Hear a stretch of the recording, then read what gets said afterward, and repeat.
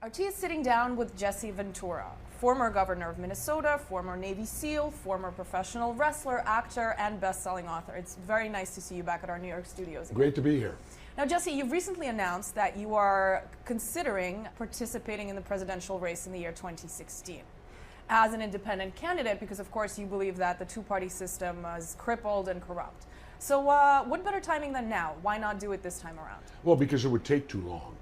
You have to build for this. See, the difficult thing, if I do it, I will be with no party. It'll be just Jesse Ventura running for president, if I do it.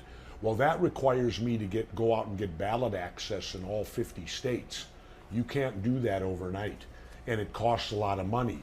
That's why I've made the statement it will require a grassroots movement of people in every state to go out and do what it takes to get me ballot access so that I can be on the ballot. And then there's a second requirement I have to be guaranteed. I've got to be in the debates, because if you're not in the debates, you can't win. And I do not run for political office just to make a statement. When I run to win. Now, your new book, of course, Democrips and Rebloodlicans, focuses on the parties being gang-like, right? And fighting for power just for the sake of having power.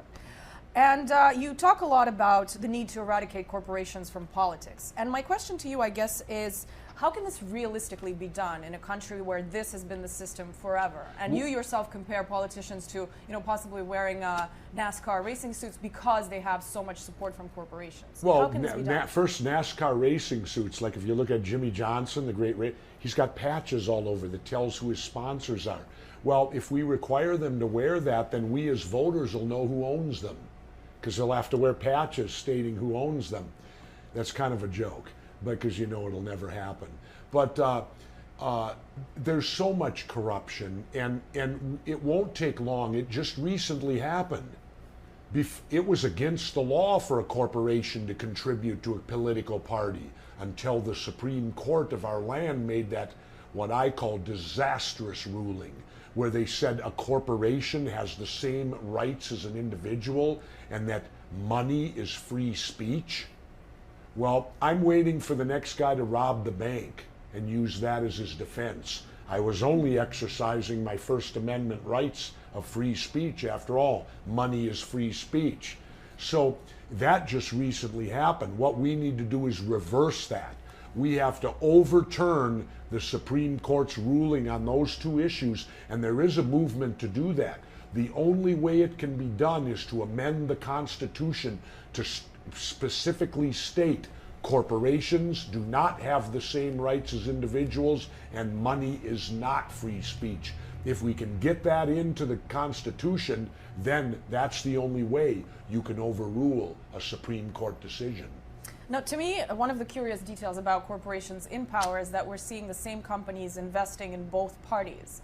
And some people say it's a win-win situation for them, but in reality, others say, well, listen, actually, this is a lot more like betting on both red and black in roulette, because, either way you lose. So what's the point? Why do they do that? Well, you don't lose, because one of them is going to be the president. And now you own lose the them. money that you invested in the other Oh, one. that's nothing. Did you know what we pointed out in the book? In the book, these major corporations spend more money on lobbyists than what they pay in taxes. And that's a fact. They spend more on lobbyists than what they pay in taxes. Let me repeat that. You don't find that astounding? And why would they do that? So they don't have to pay taxes. And so, like GE 2 years ago, they made $14 billion.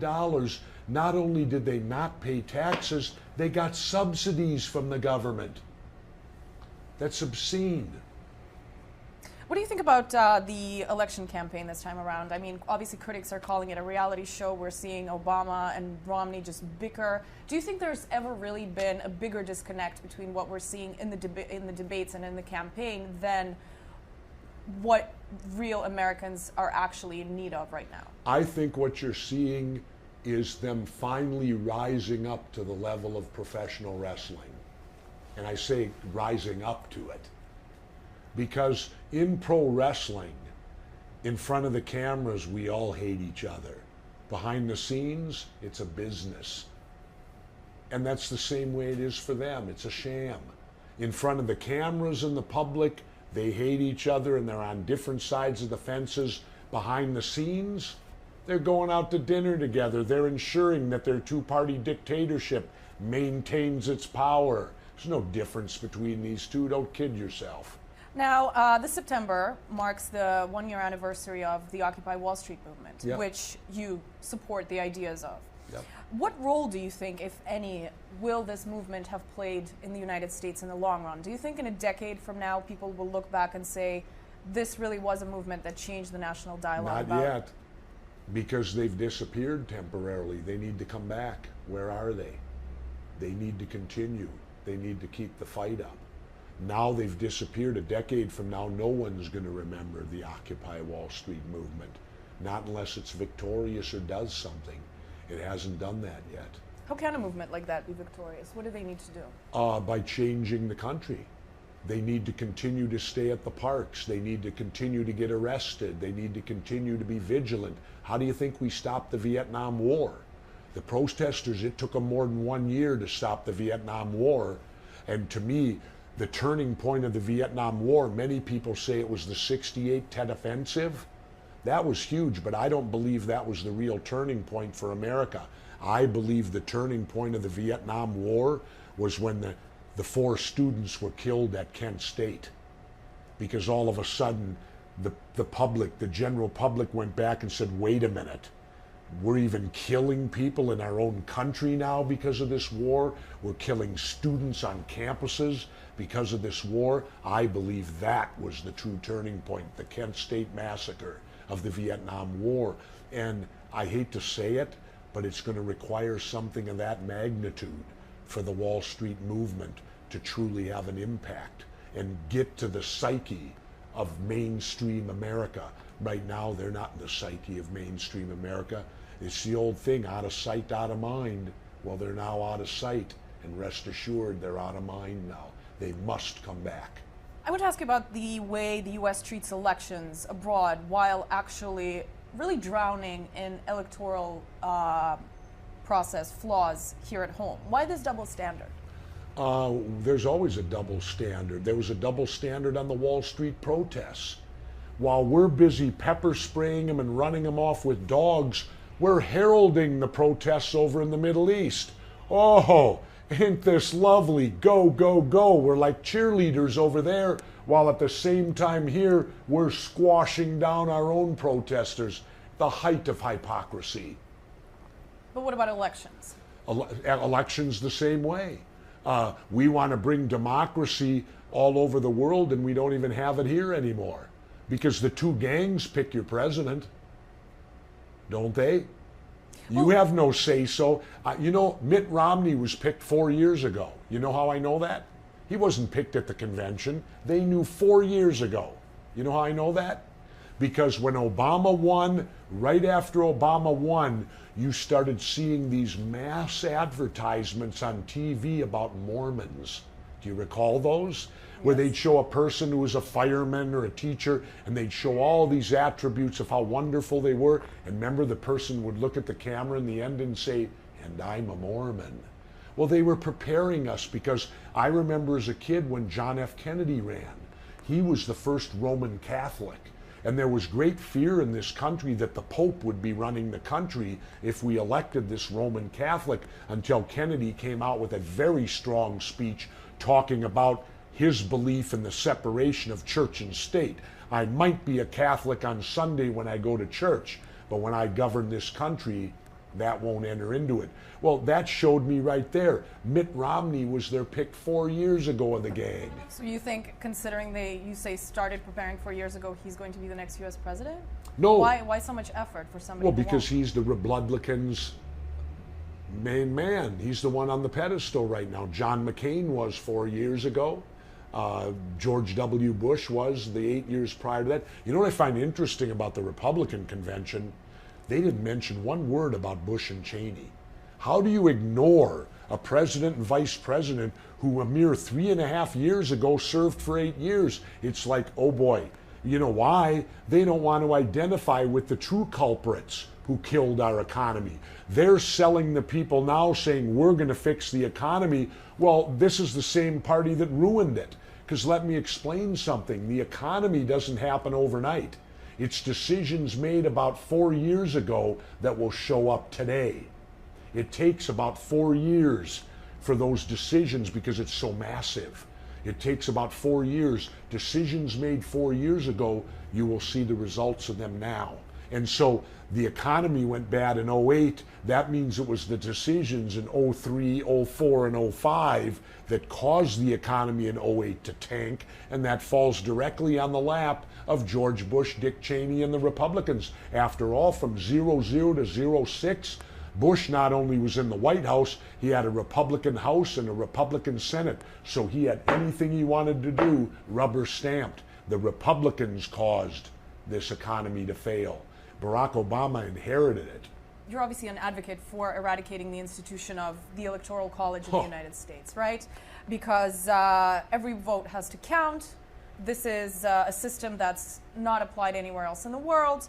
It's not applied to any other election in the United States. When you run for governor, the most vote. How can this be done? Easy. If we're seeing rotating chairs between Democrats, Republicans, they're obviously not interested in changing that system. The people have to demand it. The people have to demand it. Well, there are a lot of things that people demand that they don't. Well, they have to be persistent and truly demand it. They have to threaten to vote them out of office. You got to threaten. If you don't change the Electoral College, you won't be sitting there next year. That's the only way they respond. It's the threat that they could lose their job. You think the American people could really get worked up enough about the Electoral College when they have all these other things going on they need to deal with? Difficult, but you know, the Electoral College was good when they put it in. You know why? You had to travel by horseback to Washington. That's why it was there. That was the only way they could determine.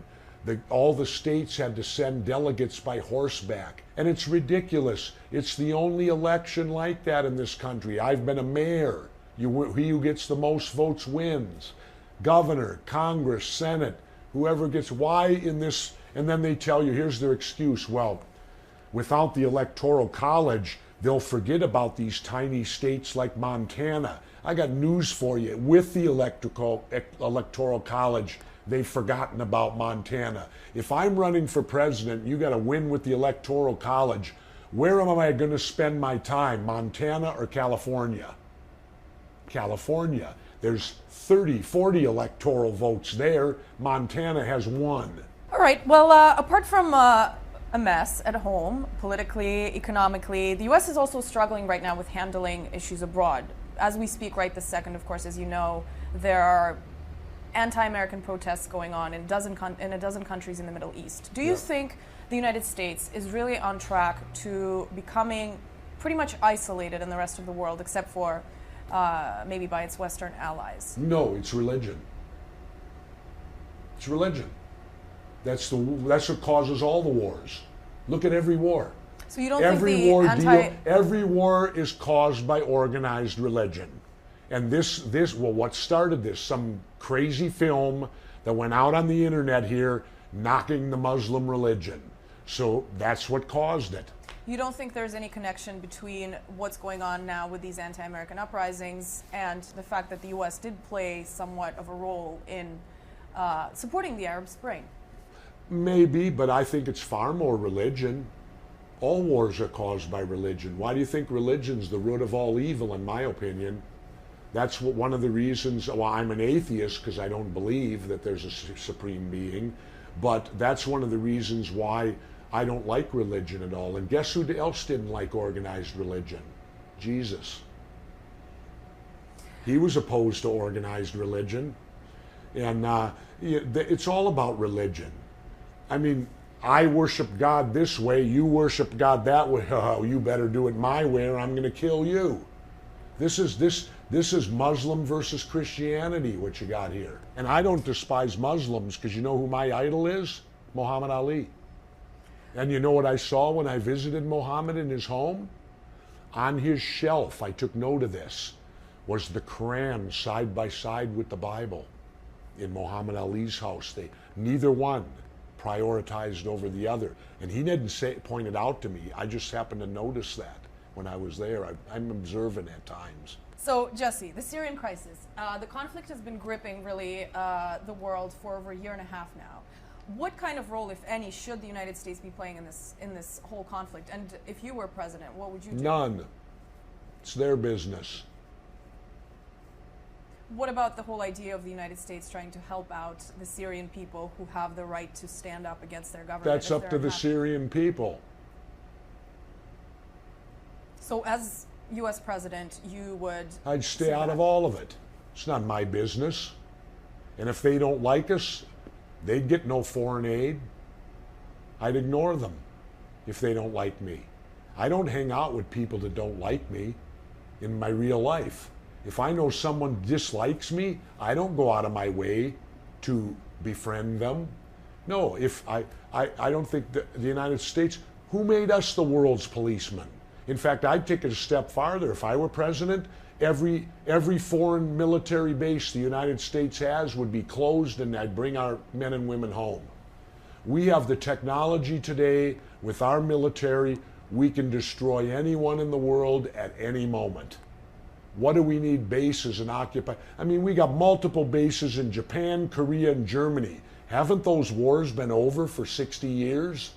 Why are we there? The point I'm making, the United States today is an empire. It's time to end the empire. Empires always fall. We're going identically down the road that Rome went. I saw you mention in an interview recently that you're 60 years old, and for half of your life the United States has been involved in wars. No, it's all my life now. I redid that statement because if you count the Cold War and the war on drugs. 60 years of fighting, can that mentality ever be changed? I hope. That's a dream we all have to have.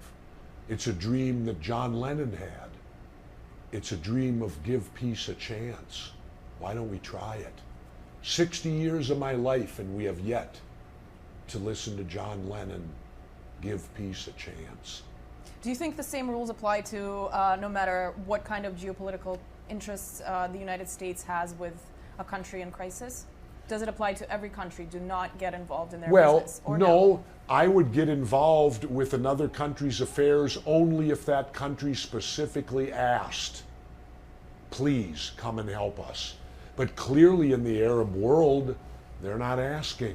Our military doesn't defend the people of the United States and our freedom. Our military defends multinational corporations. That's why we're in the Middle East, because there's a lot of things corporations need there. And it goes back a century. Do you know who General Smedley Butler was? He's the most decorated Marine in U.S. history. He won 2 Congressional Medals of Honor. He died in the early 40s. He wrote a book called War is a Racket. And in the book he said, I didn't defend, this is back at the turn of the last century. He said, I didn't defend the American people or this country. He said, I worked for the United Fruit Corporation. Whenever they'd go into Central or South America and didn't get cooperation, they'd send in the U.S. Marines to get it. Can I ask, with the support of, you say that presidential candidates should be independent and should not be affiliated with any party. How does that... I think all elected officials should not be part of a party. But how does that guarantee that there will be no corporate involvement? It doesn't. We have to change the laws back to say corporations cannot contribute to political parties. Corporations are not individuals. The law used to stay here. Corporations could not contribute to a political campaign until this latest Supreme Court decision. That's what changed it all. When I ran, corporations couldn't contribute. I wanted to ask you about the whole Julian Assange ordeal. Do you think it's been way overblown by the United States and the West and the whole story of his attempts of political asylum to Ecuador? What's your take on this whole case? My take is that I want to know what they know. And I have every right to know what my government does. You want to know why? Whose money do they use? Mine. Taxes. And as a taxpayer, I have every right to know what they're spending it on. Every right. Now, I understand there's certain clandestine things that happen, but a year after it's over, I have a right to know what we were doing. They're running on my tax dollars. And again, let me repeat, I have every right to know what they're spending my money on. Do you think you'll find out? Oh, absolutely not. Unless I become president. All right, Jesse Ventura, thank you so much for being with us today. Thank you. Appreciate it. It's always a pleasure.